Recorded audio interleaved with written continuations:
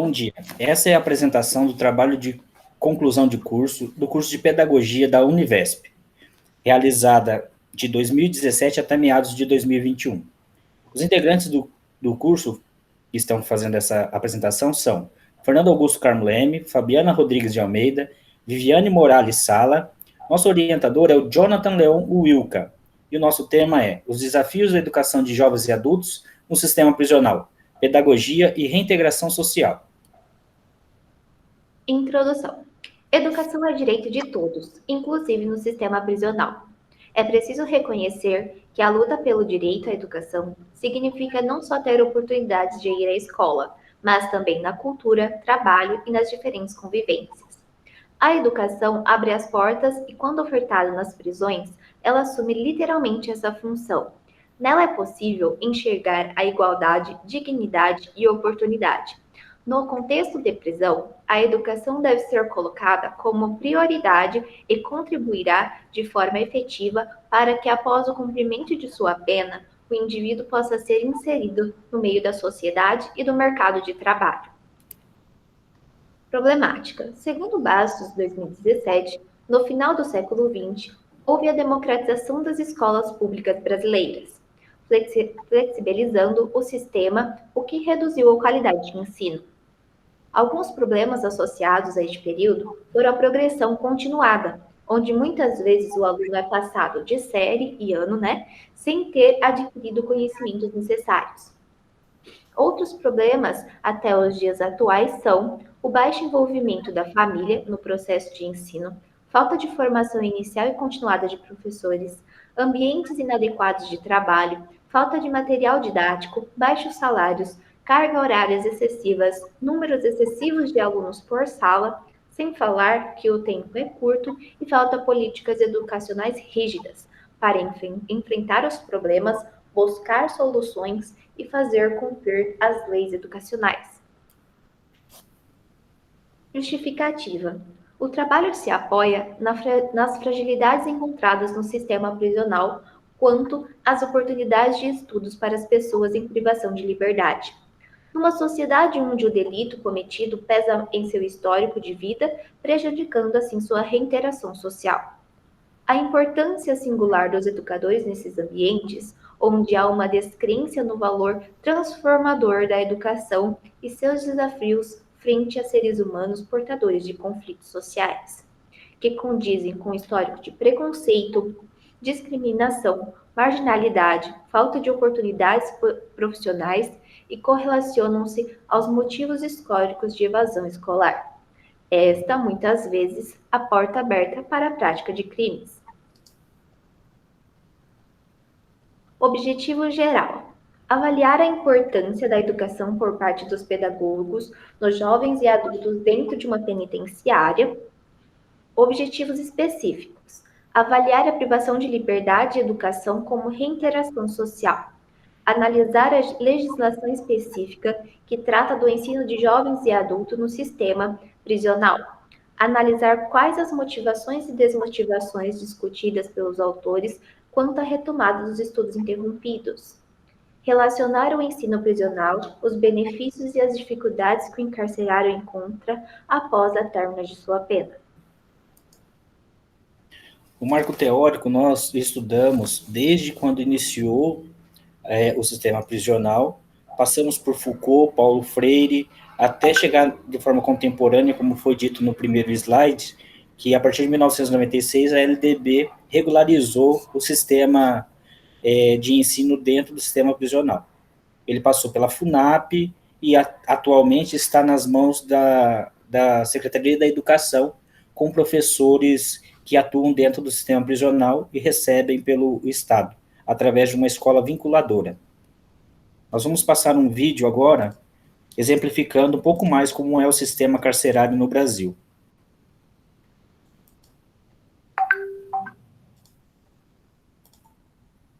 O Brasil tem a quarta população carcerária do mundo. É como se todos os moradores de Aracaju, ou 2 vezes a população da Islândia, estivessem atrás das grades. E a gente vai explicar por que isso está dando errado.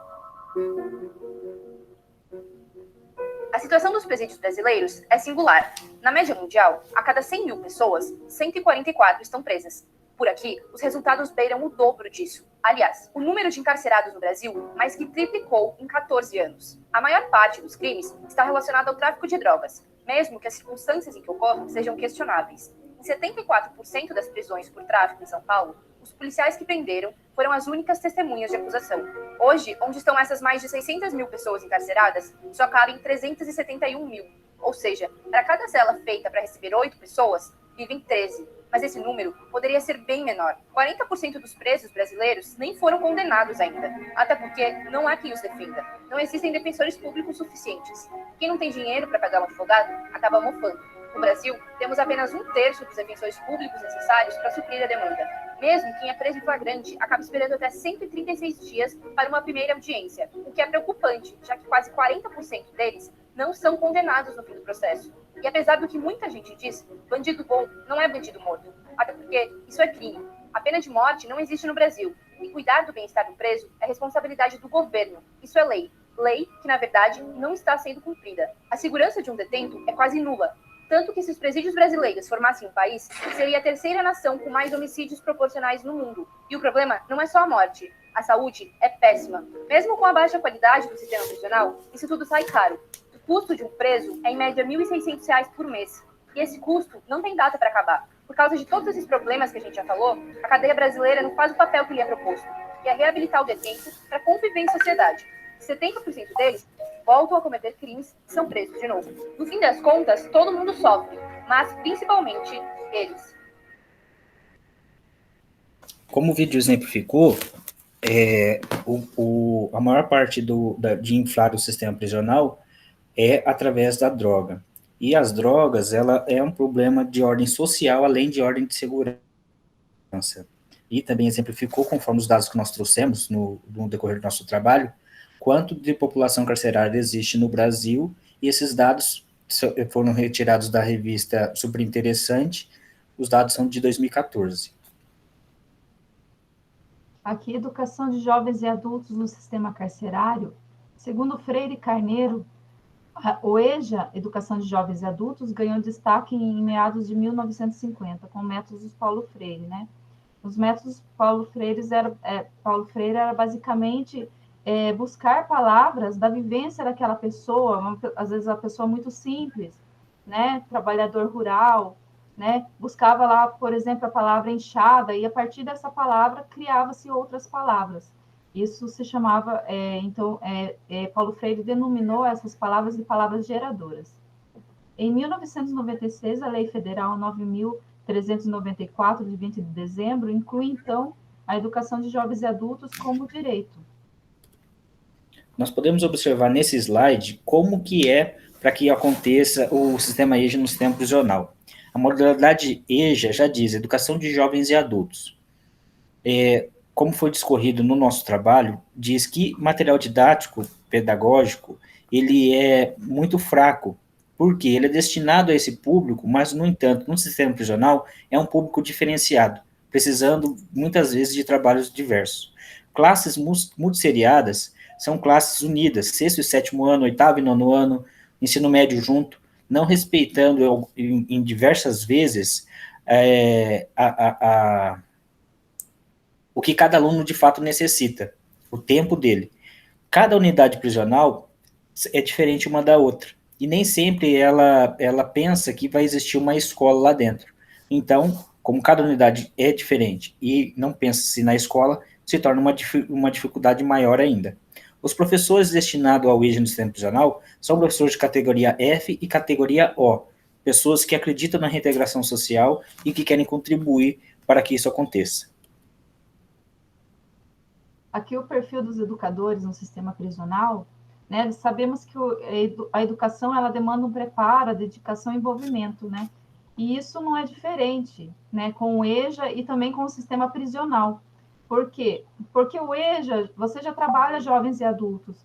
Agora, no sistema prisional, você vai trabalhar jovens e adultos em situações de violência, criminalidade, né? Pessoas que não têm perspectivas, muitas vezes, né? De vida. Então, o professor terá que se dedicar muito e ter muito envolvimento para esse tipo de trabalho. Aqui Duarte, ele identifica o educador do sistema penitenciário como aquele que não teve direito de escolha. E para ele isso é problemático, já que o trabalho no sistema carcerário envolve o controle emocional, né? Porque adentrando a prisão, muitas vezes o professor ele não está preparado para vivenciar, né, as situações que ele vai vivenciar lá dentro. É diferente de uma escola comum ou de um ensino fundamental, é uma coisa totalmente diferente, né? Ele vai ver grades, ele vai ver celas, né? É um ambiente fechado. Então, precisa esse preparo. Perfeito. Nem todas as unidades prisionais possuem celas, como está na foto. Muitas vezes o professor ele precisa pegar na mão do aluno e ensinar ele a escrever. Esse é o papel mesmo do educador, e a gente pôde observar a dedicação, através do nosso estudo de caso, a dedicação dos professores. Aqui em paralelo, Silva também diz que o educador ele se depara com limitações na base de recursos didáticos e a desvalorização profissional dentro do presídio. O que seria isso? Ele diz que a parte de materiais didáticos, ela poderia ajudar na parte de criação, né, projetos com os presos, e a parte de situação que ele se sente desvalorizado, muitas vezes é por conta de alguns regimentos internos, né, que não valoriza o professor como um profissional de transformação pessoal e de pessoas lá dentro do presídio, né? O egresso do sistema prisional e os desafios da reintegração, eles se dão justamente pela sociedade, por ver o ex-presidiário ainda como um presidiário. E o que é o egresso? O egresso, ele é aquele indivíduo que sai da prisão, ele, depois de sair da prisão, por um ano, ele é considerado egresso. Existe, e também os de liberdade condicional. Existem a Central de Penas e Medidas Alternativas no Estado de São Paulo, vinculada à Coordenadoria de Reintegração Social e Cidadania, que auxilia nesse processo do preso ao sair da unidade prisional. Fabi, se você quiser acrescentar alguma coisa, fique à vontade. Tudo bem. Aqui, né, o detento ao sair do cárcere, ele se depara com um preconceito, né, estigmatizado pela sociedade, ou seja, não é tão simples ele sair do cárcere e já ir encontrar um emprego, por exemplo, né? Muitas vezes ele vai ser visto como aquele ex-preso que não tem condições, que não tem oportunidades e nunca vai ter oportunidades, muitas vezes, né? Então, aqui o IPEA também, ele diz que dentro do sistema penitenciário, alguns sistemas penitenciários já classificam os presos antes mesmo deles saírem, como recuperáveis ou não recuperáveis. E uma análise psicológica, né, behaviorista, a gente sabe que o ser humano, né, ele não é apenas o corpo, não é apenas os ossos, né, a pele, tudo. Ele é, antes de tudo, um corpo emocional, um corpo de pensamentos. Isso que muitas vezes é a construção das ações dele, né, fora do presídio. E aqui também ele diz que ele terá muitas dificuldades, porque ele precisa ter muito esforço para ele não reincidir novamente. Aqui as disciplinas estudadas de pedagogia, né, que foram a base do nosso estudo, foram educação de jovens e adultos, por ser jovens e adultos, e também a educação em espaços não formais, por também ser um ambiente não formal de educação. E os fundamentos psicológicos de educação. Através do nosso estudo de caso, que foi realizado dentro de uma unidade prisional, nós podemos notar no primeiro gráfico a quantidade de presos em idade escolar e a quantidade de matriculado. Como a demanda é muito alta e a maioria é do ensino médio, não agracia a todos. Então, por exemplo, num total de 1.000 presos, tem cerca de 300 vagas. E muitos ficam de fora esperando a sua vaga para poder estudar.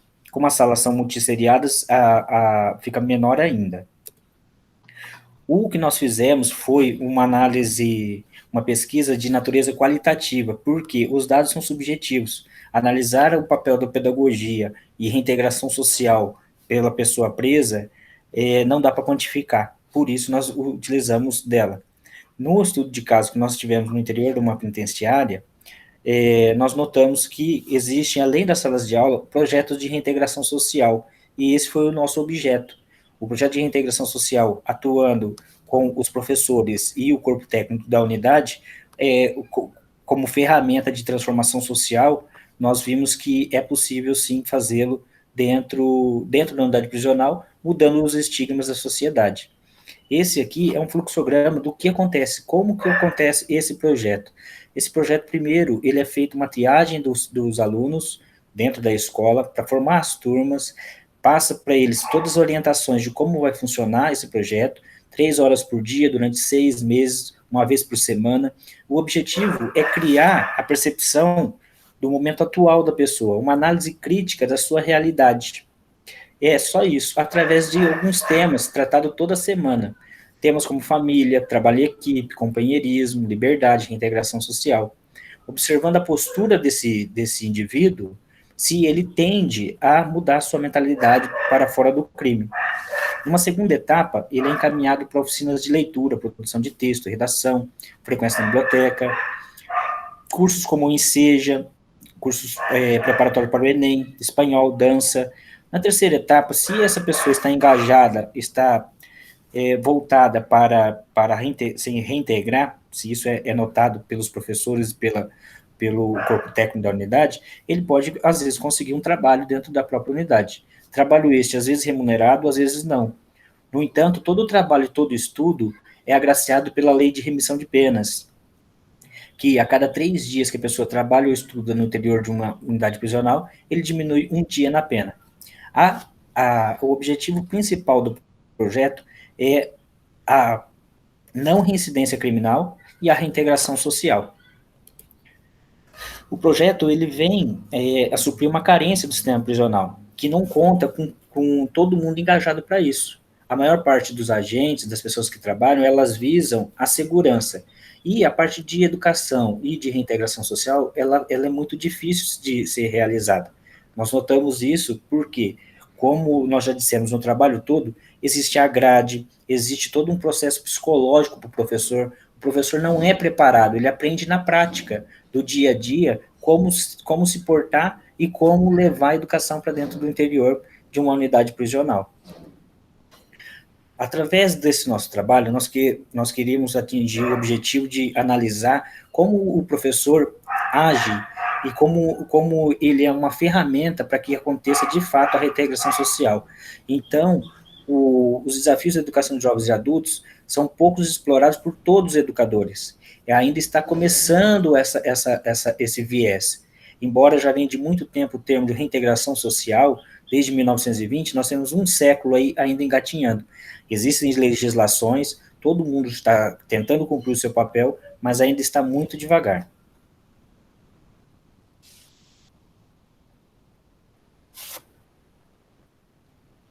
Assim,